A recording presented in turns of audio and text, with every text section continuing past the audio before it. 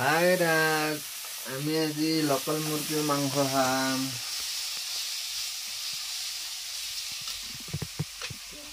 আমি আজি লোকাল মুরগির মাংস খাম।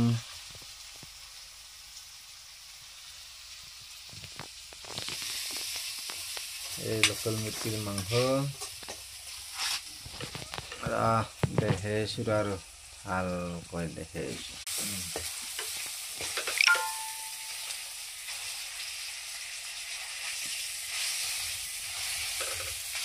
মজা লাগব যে খাই কেনে লোকাল মুরগির মাংস।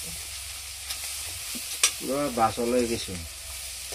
তেল কিন্তু কম দিছো দেই, আমি তেল ইমান নাখাওঁ। আমি তেল বেছি নাখাওঁ, তেল অলপ দিছো।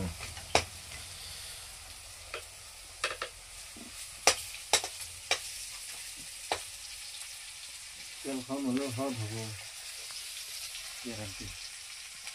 মজা লাগছে কিন্তু বাছলছি চেণ্ডলে গেছি পুরা। মুরগির তেল দিছো তেল ওলাইছে নহয়। এই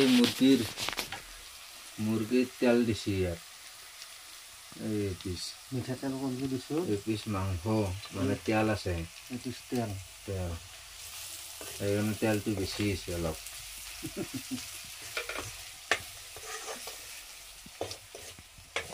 মানুহ তেল দি কিনে মাংস হত বনাই, আমি তেল নেদাকে হত বনাম।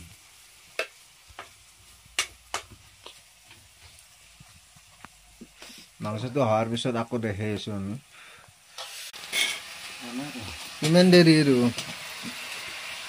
কালাৰটো ঠিকে আছে, খাই কিন্তু মজা লাগব। আজি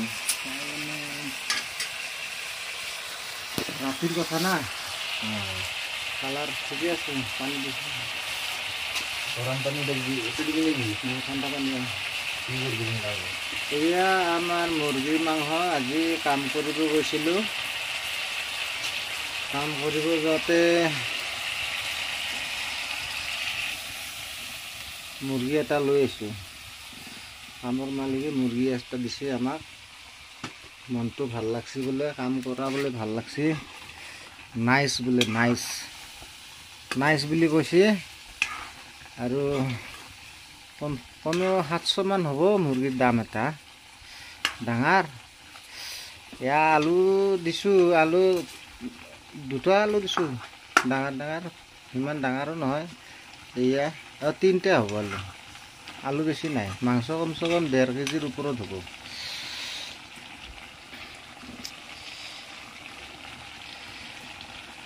ধৰ খাইছা মানুহ কাম অলপ লাহে কৰি ভালকৈ কৰিলে